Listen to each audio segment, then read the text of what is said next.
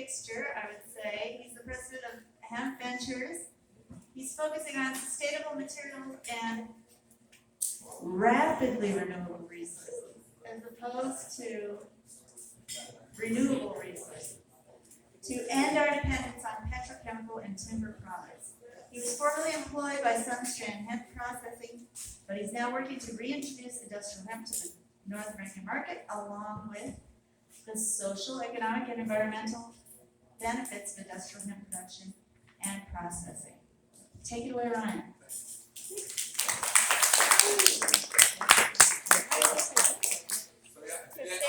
Can you see? First, I'll talk first about the why hemp. There's a lot of hype around hemp and some blown up or over exaggerated claims about its performance and things of that nature. So it's important to be really accurate with why we're using hemp and marketing the materials that we're putting out into the market accurately so they can be used with efficacy. And something that a lot of people don't realize is where parts of the hemp plant actually come from and how they're being used and what applications they're being used. So I will hand out some things for you guys to feel and look at during the presentation. If you don't want to, just sit over past it to me. But so this is a full hemp stock. There's a multitude of ways to come to a hemp stock. It can be grown for a variety of purposes, and so it's important to realize where the hemp material is coming from and what you'll be able to get out of that. Traditionally, like 90 to 99% of the hemp that's cultivated in the United States is grown specifically for the floral material. It's grown for either CBD or other minor cannabinoids, and that's the stock you're going to receive from that kind of cultivation. And this stock is really difficult to make something out of and to process at a high volume. Nobody was growing things that looked like this back in the 1700s or before that. This cannabis plant has been cultivated specifically to have a filled-in core so that it can be 4 feet tall and support pounds of floral material, whereas this plant is serving a different purpose and has a totally different growth cycle and speed and creates different materials inside of the actual plant itself. And so what we see from that is that this plant is growing so rapidly and so quickly that it actually creates more pockets and more lightweightness to the material because it has more the nutrients flow through like we have veins. The plant has xylem and makes these little capillaries inside the bird, which makes it so beneficial and effective at absorbing things, and that's what it's used for in applications like hempcrete and what it's used to absorb it. So you have different performance based on the way the plant is grown, and then in addition to that, more notably, your fiber is going to be way different coming from these two plants. The fiber on this typically is going to be dried, because you're drying the flowers on this stock, so you're going to have an over-dried, over-retted stock. It's really hard to break the fibers off of. In addition to that, you see all these, every branch or node that the flowers are growing off on is going to create another break in the fiber. And when these plants are taken and harvested, all those branches stay. When a fiber crop or a grain dual-purpose crop, when the nodes break off, they're so immature, it's just small families that end up getting phased out because they get blocked out up top, and they don't grow out. From a linear single stock, you don't have that branching of the nodes, which allows for continuous fibers to be taken from a longer single strand stock. So that's kind of the big difference, and why you hear a lot of people have huge piles of hemp, or there's overproduction of hemp, or people don't know what to do with all this hemp. They're either talking about that flower material or stalks that look a lot like this. And these require unique style processing. They're highly ineffective and inefficient for producing usable material. They have a lot of waste material, and they're just really hard to work with. So that's kind of the difference as far as the feedstocks that you get, or that you're looking for past these varieties. People can feel the difference between them. You can try like bending stock and feel this one will really just snap right. And you have that snap just like this, how you can usually just see. So the fiber is that the long stuff that's holding it all together, and it separates right away, and you won't get that at all with this guy. It's interesting because everybody's heard about oversupply of hemp stock. There's definitely not an oversupply of purpose fiber crop or viable dual purpose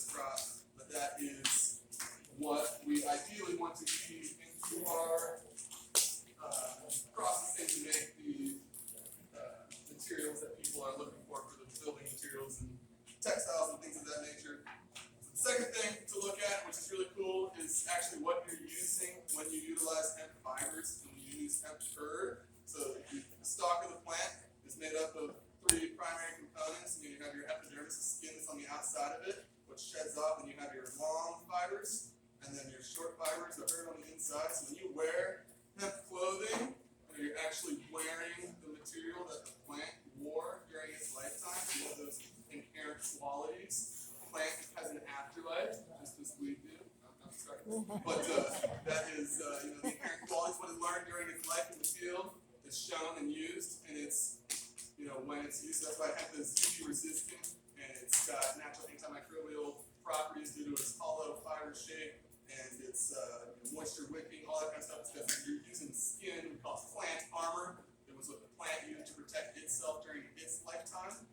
You compare that to something you guys are all very familiar with. They're probably wearing tons of right now. This is our favorite. This is the king of textiles here in America. And when you wear cotton, you're not wearing something as robust. As you can see, cotton grows on a little genetically modified twig, and it is a cellulosic puff that the seed produces in order to catch wind and carry itself to another field, which is totally cool. I support that. But we're wearing literally just a cellulosic puff, 100%, very weak. Doesn't have any of those inherent properties. It was literally created for one ride. That's why cotton lasts so short. That's why hemp lasts so long. This was for the life of the plant. It's just puffed up at the end. And it would blow away. Some guy in Texas didn't find one that stuck to his plant. And they ended up using that seed, and that's why there's lots of hemp or lots of cotton in places like that, because it's what they can grow. They know and understand it now, and they can control it. And more than that, cotton uses lots of chemicals. So lots of people like to keep them in business because it keeps them in business. People like to keep their jobs, so that's another reason we use this. But this is cool to see. I mean, this is just comparing the fiber you know and love and wear a lot of to what could be. It's much more robust. Comes from the lineage of it. It was used to protect the plant, so it makes much more sense, and that's why it's so much stronger and more resilient. And we know it has the strongest natural fiber known to man. And so this is to show how this is actually hemp stock that was grown just north of here. And hemp has been processed here in the United States for an incredibly long time. It was at one point required by law to be grown by the Virginia House of Burgesses for over 200 years. And they used it, believe it or not, to build the vessels that they got here in. They needed more vessels to take all the stuff back home that they were getting here. So it's pretty critical stuff. It required places like Massachusetts for every acre of whatever else you were growing, you had to grow 2 acres of hemp. And those lawmakers knew that we had to eat food, so we were growing stuff. So we had to grow hemp for the British Empire to keep building more boats and keep expanding. But that is also why they took it away from us. We started building our own boats, make our own colonies, and that was the issue. And that's where we're still at today. So I love the American spirit. I think this plant is an embodiment of the American spirit. It grows much better when it's close to others, and it competes like Americans. It's how we work together, by competing, and that is what the hemp plant does, and that's what it performs the best. And so that is hopefully what we can keep improving. This is what Thomas Jefferson's laborers, forced volunteers, they call them back in Virginia, used to use a system very similar to this, but just with legs to it. This is essentially how you would back in the day separate the fiber from the herd, and it's called a hemp braid, and two stocks at once. And it is used very similar to the one that you guys see outside, that micro-decorticator, but it would essentially just be used to crush the fiber from the herd. And back in the day, this was done in the field, and the herd was left in piles on the field and burned and mixed back into the soil, like we do biochar today. And the fiber, as you can see, would be separated. And then the 3 steps following this, so you go from breaking to the hemp plant, would be, they typically did this with very well-rented hemp that would be done outdoors, so didn't have to worry about dust and all that kind of stuff like that. You can see it's pretty, they call this the hardest job in the union, and some forced volunteers did it on Sunday for pay, and even bought their own freedom, according to a book I read in Kentucky. And that is it's kind of what you'd be looking at like this. You get some loose material like this, and then they take it to the next step, which is a bunch of upturned spikes, and they beat it on there called scutching, and then they take it to a wooden paddle system thing, and they would rub it to get more of the hurt out of there. But that is, it goes breaking, hackling, is sitting on the nails, and then scutching is they rub it on this wood bit, and then they go back and forth between hackling and scutching to get it to a refined fiber, which then could be typically back then the highest or the most usable, notable material that they were making was rope and roving and webbing and things like that for ships. And then when you do that hackling step, when you're hitting that fiber, you're getting those long fibers out, you get tons of short fiber called tow fiber. And then back in the day, would mix the tow fiber with tar, and they would put that in between their boats. As you guys all know, British people are notoriously bad at building boats and equipping, and they couldn't make them float without hemp. They couldn't make them go without hemp. You kind of need to imagine why hemp was so important to these people back then, and maybe why it was so important to make sure American colonists couldn't get their hands on it after they were done exploiting us. But that is kind of the first step of processing. And this is what, if you look at like a Formation Ag 660 or another, lots of other roller breaker systems, they are essentially, to some degree, mimicking this process, just in an incredible pace with horsepower behind it. And that's how they're able to do such quick separation. They have other things, different breakers spinning at different speeds and things like that to help push the herd and fiber off of each other. But that is essentially why you need those two things separated, is because that makes the materials from this stock a lot more usable. They're made up of different, not only chemical, like the makeup of the plant, but they break down differently, and then they perform obviously very differently. So that's kind of what the initial processing step, decortication or fiber separation, which is missing here in the United States, and so that's what we are working to revive. But that is kind of the background on processing, and that's when you get out of the processing of the hemp stock is the clean fiber and refined herd. That's the one fiber, and there's different sizes. So once you take the fiber from the plant, here in the United States, there's not a crazy amount of uses for really long fibers. They traditionally spun into rope.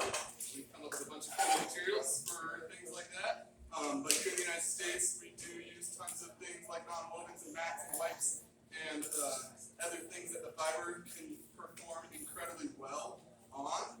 One really high interest with the fiber material is what's known for as clothing and textiles. And there are people doing that in parts of the world, but it takes a number of additional steps past getting a clean fiber. You got to wet process the hemp fiber, which is when you get a piece of hemp fiber like such, these fibers, there's actually 20 fibers in each one fiber that you can see, and those fibers are all stuck together by a glue called lignin. And the way to get them to naturally slide apart is to use chemicals to break down that lignin into a solution, and you flush that solution out, and all your fibers kind of slip apart from each other. You need fibers to be like cotton, because that's what all of our equipment is made for, is for cotton. We grow trillions, lots of cotton here in the United States, and that's what our systems are set up for. So in Europe, they do long line spinning, and they'll take a fiber like this, and they can make it, it's called wet spinning. People used to do it in their mouths. And but now they have technology that is very complicated, developed by the USSR, and they don't share many secrets with us. And we do not have the infrastructure or the wherewithal to bring something like that back. What we can do is called cottonization of the hemp fibers, where we take it and make it look just like cotton. The cotton is 15 to 20 microns thick, it's very fragile, and it's very soft. And so to get it to that state, you got to do some chemical processes to it. The other way we can make fiber out of hemp, this is next gen, material creation, is taking it and breaking it down into its components that it's made up of. So for example, her is made up of sugar, xylitol, lignin, and cellulose, and it's a higher percent of cellulose than, say, a tree. And you guys are all familiar with tree-based products like tissue paper, and they make tencel, they make synthetic fibers and things like that. We can do that much more efficiently because there's less lignin glues that you have to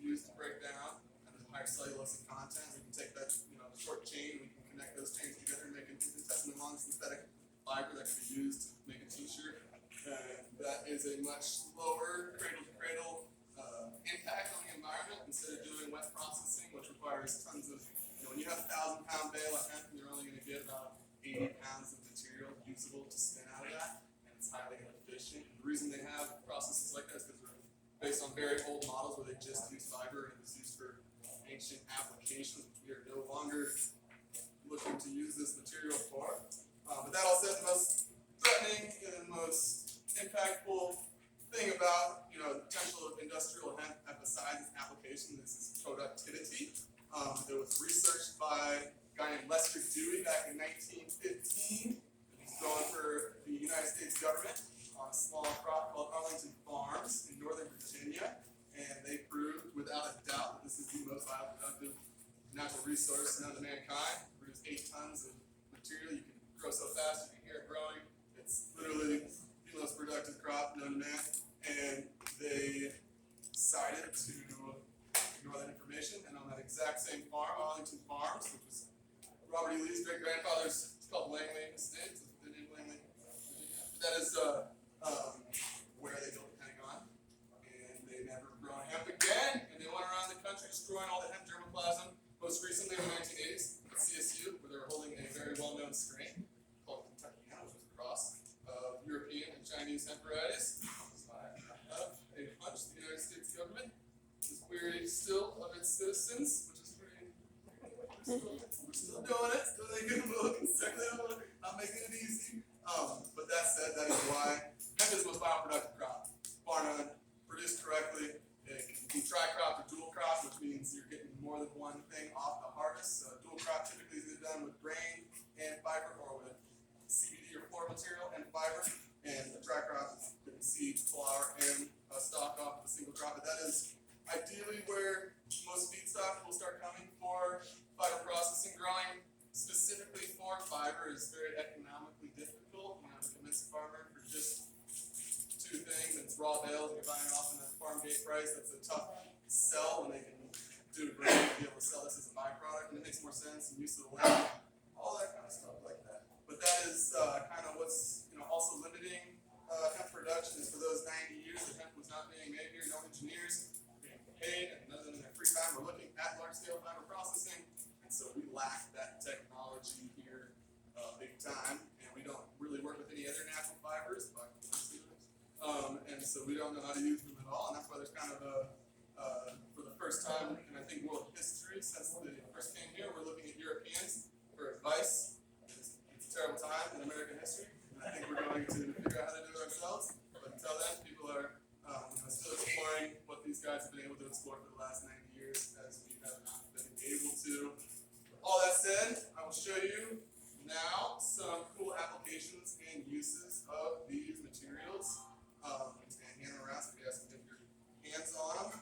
One thing, as far as the hurd material, hurd is incredibly absorbent. It's got, like I said, the microstructure looks like an English muffin, the xylem, the parts that transport the nutrients in the water up to the plant, give it an incredibly complex inner structure, and we use that for a multitude of applications. Absorbance being the largest because it performs incredibly well. It absorbs 4.2 times its own weight. We use that for things from kitty litters to industrial absorbents to other things, booms and socks and environmental remediation, cleanup, stuff like that. It can also be used as a wood substitute. So some companies like Hempwood, you can see examples of these materials up over there, completely, for Hempwood, for example, they just compress, they get a bundle of stalks, and they just compress the entire bundle, and you get inconsistencies that way, because you got fiber, hurd, and you got your nodes and things like that. You're not separating the materials at all, and you can create materials like that. The other way to do it is separate the fiber from the hurd. You can create pressed fiber board and pressed hurd board, which have typically more consistency to them.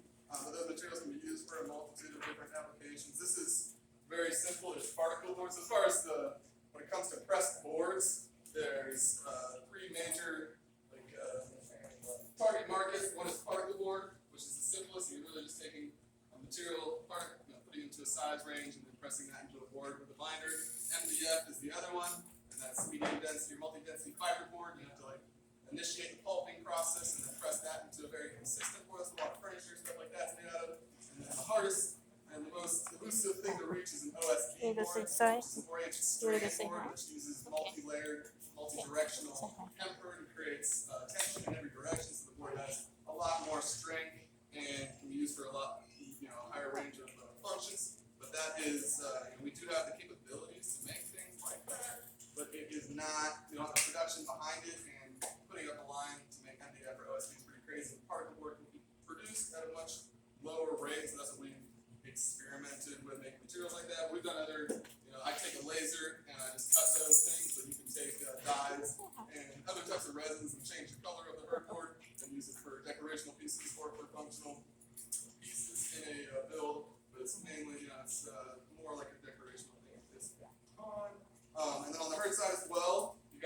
obviously, can I pass around one of these?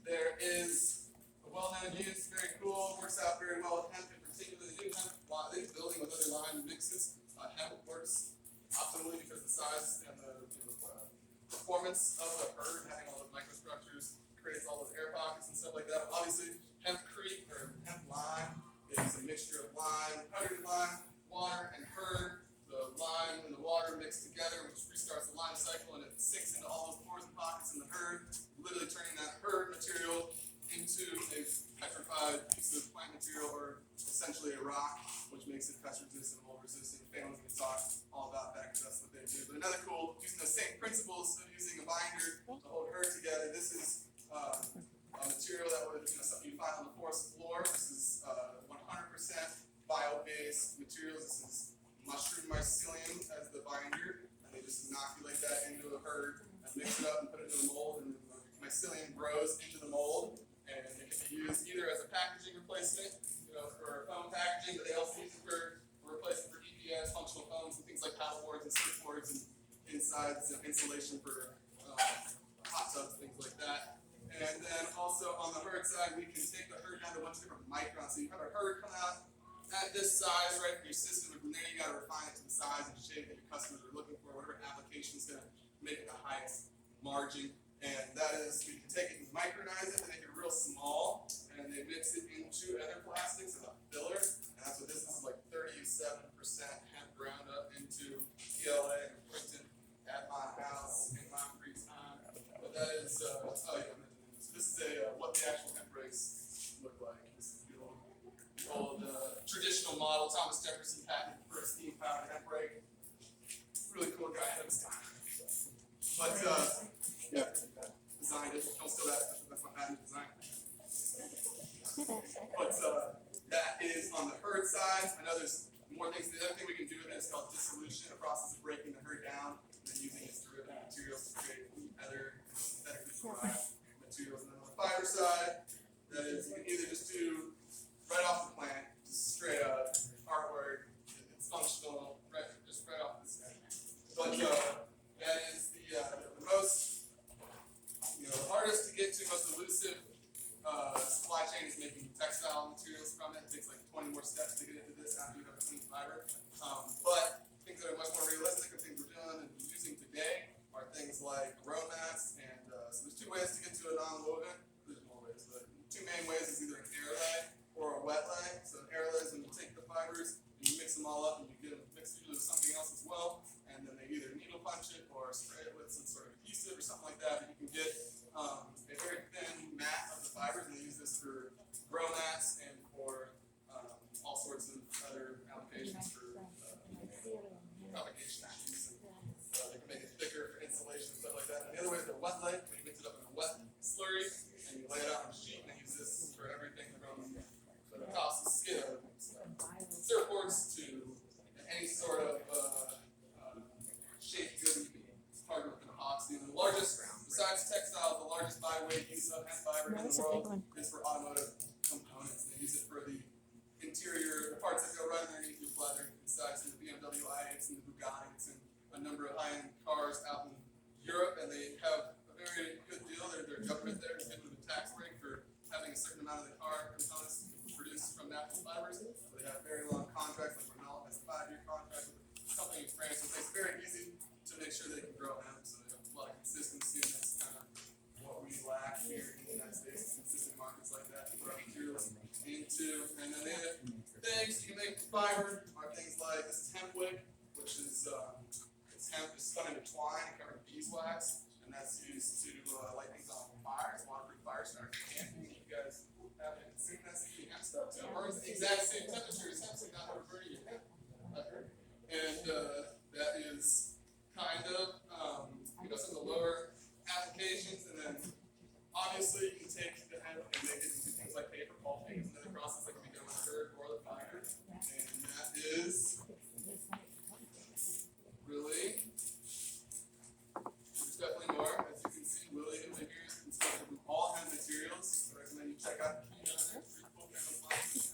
But I don't have any other examples up here.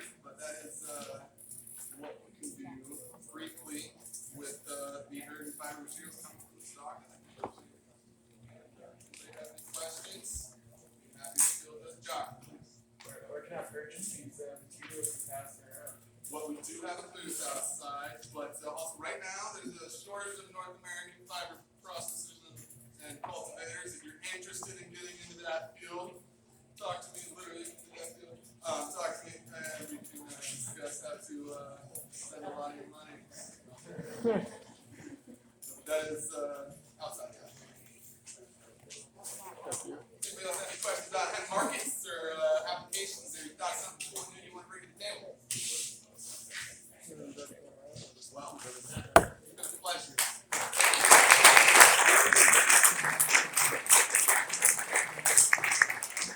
Yeah, that's a lot of that stuff.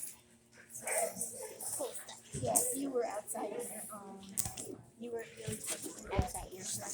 Yeah. Yeah, wow. Cool.